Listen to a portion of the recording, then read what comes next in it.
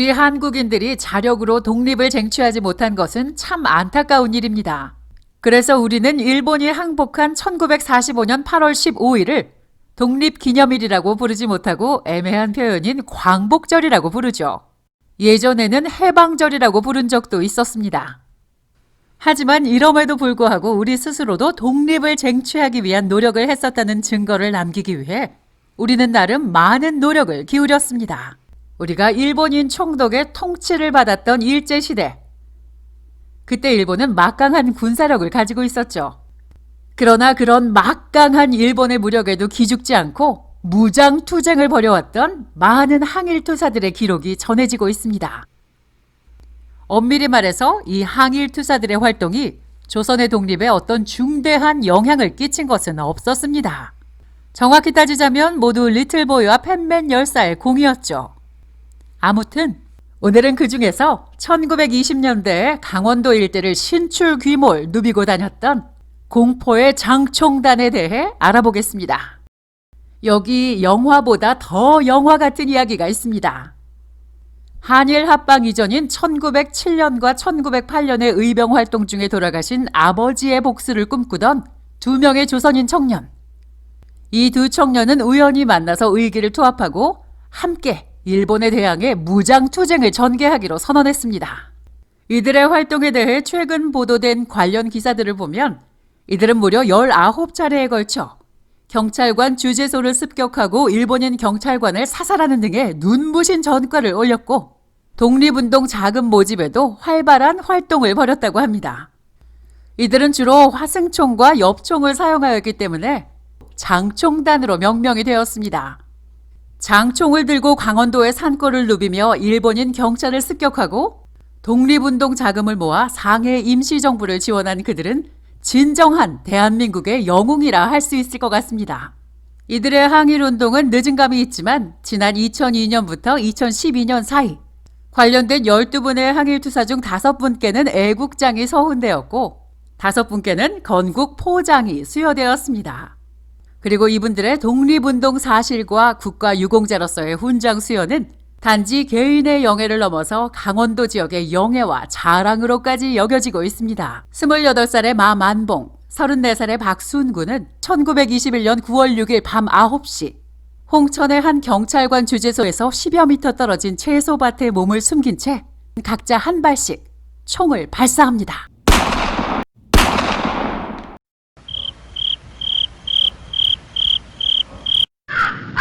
그러나 예상외로 그들의 화승총의 위력은 너무 약해서 아무런 피해도 입힐 수가 없었고 아무도 그들의 기습 공격을 눈치채지 못했습니다. 당황하고 실망한 그들은 우선 서둘러 안전히 퇴각하는 데 성공합니다. 물론 아무도 추격을 하지는 않았습니다. 화승총의 빈약한 성능에 실망한 그들은 보다 효과적인 공격을 위해서는 좋은 성능의 총기가 필요하다는 결론에 도달하여 총기를 확보하기 위한 행동에 돌입합니다. 그들은 각자 몽둥이를 손에 들고 강원도 춘천에 사는 김영주라는 사람의 집에 침입합니다. 그들은 집에 들어서자마자 다짜고짜로 김영주를 구타하고 일본식 윈체스터 엽총 한 자루와 실탄 17발, 공포탄 3발, 그리고 양복 1벌을 빼앗아 집으로 돌아옵니다. 이렇게 확보한 무기를 가지고 마만봉과 박순구는 다시 한번 전에 기습했던 경찰관 주재소를 습격합니다. 경찰관 주재소 후방 30m 지점에서 엽총 1발, 화승총 1발을 발사하였습니다. 그러나 이번에도 별다른 피해를 입히지는 못했습니다. 그렇지만 경찰관 주재소의 조명이 꺼진 것으로 보아 아마 경찰관의 간담은 서늘하게 만들었던 것 같습니다. 물론 이날도 아무도 그들을 추격해 오진 않았지만 어쨌든 그들은 안전하게 퇴각할 수 있었습니다. 무장투쟁을 결심하고 실행에 옮겨보긴 했으나 현실의 높은 벽을 절감한 이 두 사람. 이후 투쟁의 방법과 노선에 수정을 가합니다. 바로 독립운동 자금 모금하는 일을 실행하기로 한 겁니다. 그리고 친인척지간이었던 마남룡, 김석규, 전봉학, 안이순, 안귀봉, 전봉엽, 마도현, 마뇌병, 박용엽, 안삼순이 새로 합류해 일의 성공 가능성은 훨씬 더 높아지게 됐습니다. 비록 상해 임시정부와는 연이 닿지 않았지만 군 자금을 모으면 전달하리라는 막연한 계획을 수립하고 바로 행동에 착수합니다. 햇수로 7년간 이어졌던 이들의 빛나는 활동을 다시 정리해보면 1921년 9월 홍천군 경찰관 주재소를 습격한 사건, 마만봉과 박순구가 각 한 발씩 화승총 2발을 발사했으나 아무도 이 사실을 인지하지 못했죠. 이 건은 심지어 경찰 보고서에서도 찾아볼 수 없었습니다. 아무에게도 피해를 입히지 않은 비폭력 무장투쟁이었습니다. 1922년 10월 춘천군 김영주의 집에 침입한 사건, 우수한 총기의 획득을 위해 불가피하게 저지른 강도 사건이었습니다. 다만 무장투쟁의 대의를 설명할 시간이 부족해서 곤봉으로 난타했을 뿐이죠. 이들은 운 좋게도 총기와 실탄, 그리고 양복 한 벌을 갈취하는 데 성공했습니다.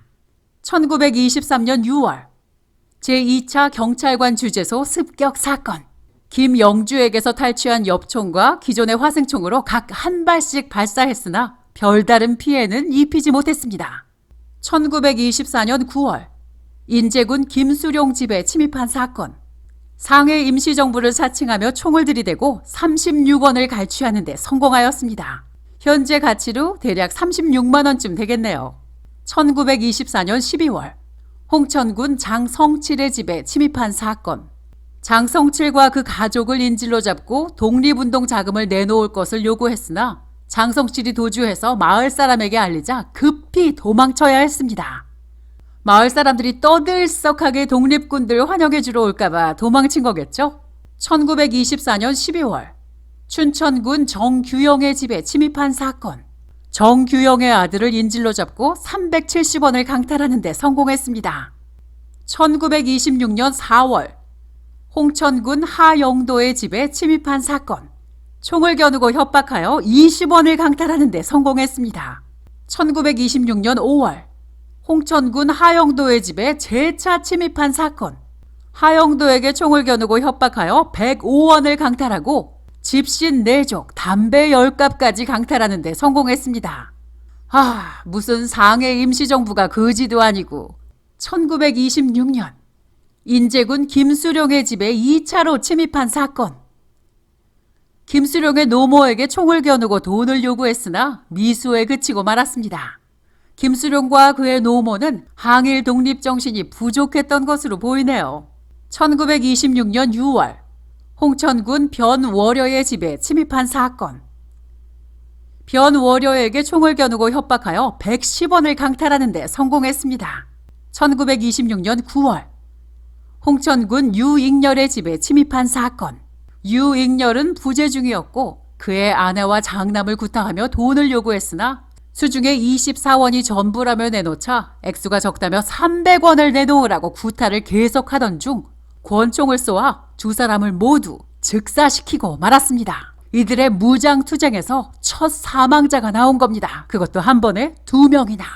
1926년 11월 인제군 최복묵의 집에 침입한 사건, 최복묵에게 총을 겨누고 협박하여 19원을 강탈하는 데 성공했습니다. 1926년 11월 홍천군 장원길의 집에 침입한 사건, 총을 겨누고 돈을 요구했으나 돈이 없어서 미수에 그쳤습니다. 총구 앞에서도 돈이 안 나온 걸 보면 정말 돈이 없었던 것 같죠? 1926년 11월 홍천군 박원약의 집에 침입한 사건, 장원길의 집에서 나온 이들은 연이어 박원약의 집에 침입하였고 이 집에서 자고 있던 장원길의 아들 장치환에게 93원을 강탈합니다.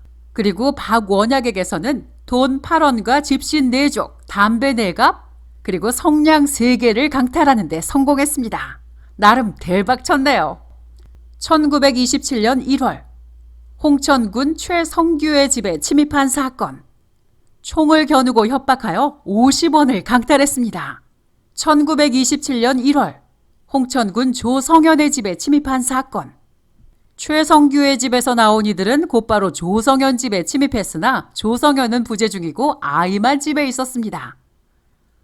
아이에게 돈을 내놓으라고 강요했으나 미수에 그치고 말았죠. 아이한테까지 돈을 내놓으라고 했더니 이 아이가 기억하는 독립군의 모습은 날강도 아닐까요?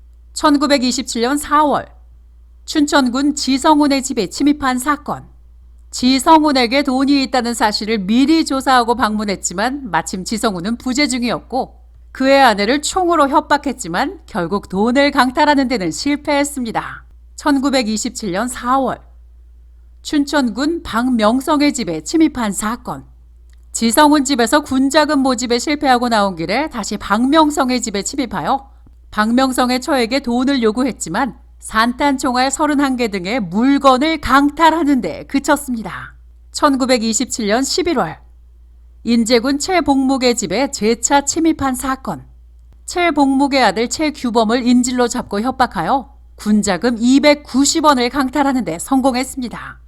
1927년 11월 인제군 주운환 집에 침입한 사건.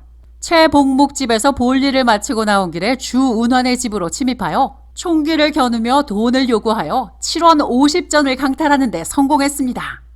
요즘 돈으로 환산하면 7, 8만 원 정도 되겠네요. 그러고 보니 이 사람들이 밥은 먹고 다녔는지 갑자기 궁금해지지 않으세요?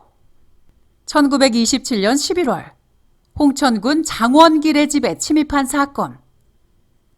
주운환의 집에서 나와 홍천군 집으로 돌아오는 길에 장원길 집에 침입하여 역시 총기를 겨누고 협박하며 돈을 요구하였으나 결국 실패에 그치고 말았습니다. 그리고 이들은 이틀 뒤인 1927년 11월 27일 경찰에 모두 체포가 되는데 그동안 조선인들에게 강탈한 돈은 모두 1132원 50전이었고 현재 가치로 환산하면 대략 1000만 원 정도가 됩니다.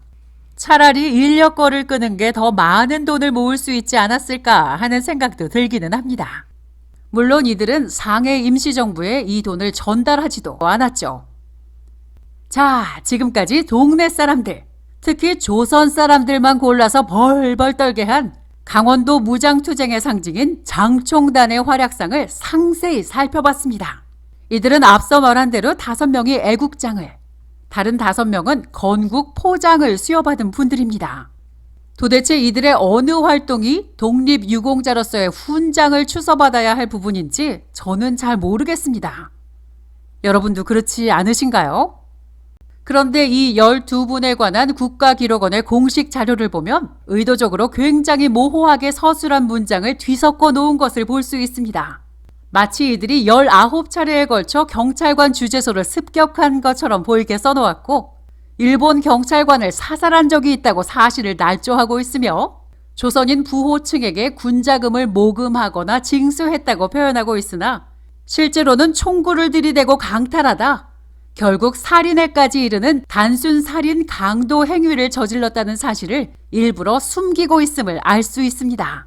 이 장총단은 약 2년에 거친 재판 끝에 12명 중 2명은 사형, 4명이 10년형 이상, 나머지 6명은 6년형 이하의 징역형을 받게 됩니다. 이들의 범죄 사실에 관해서는 주로 조선인의 집에 침입하여 살인 강도 행위를 벌인 것에 대해 처벌한 것이었고 경찰관 주재소를 습격한 건에 대해서는 이들이 경찰관을 위해할 의도는 있었으나 실제로 피해가 발생하지 않았기 때문에 주요 범죄로 취급되지 않았습니다.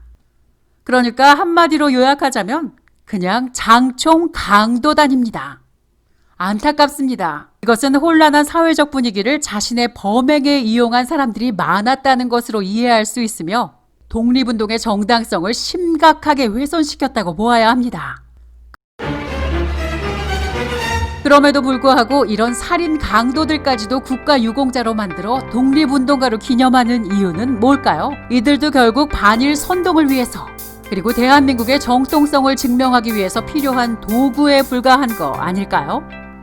그 당시 조선 사람들은 항일 독립군과 일본 경찰 중에 누구를 더 두려워했을까요? 최근에 한일 관계의 경색 이후 독립운동은 못했어도 불매운동은 한다라는 말을 외치는 분들이 많이 있었죠. 제가 보기엔 저런 독립운동을 하려면 차라리 불매운동만 하는 게 나을 것 같습니다. 독립운동가 무서워서 어디 사람이 살 수가 없었을 테니까요. 100년 역사였습니다.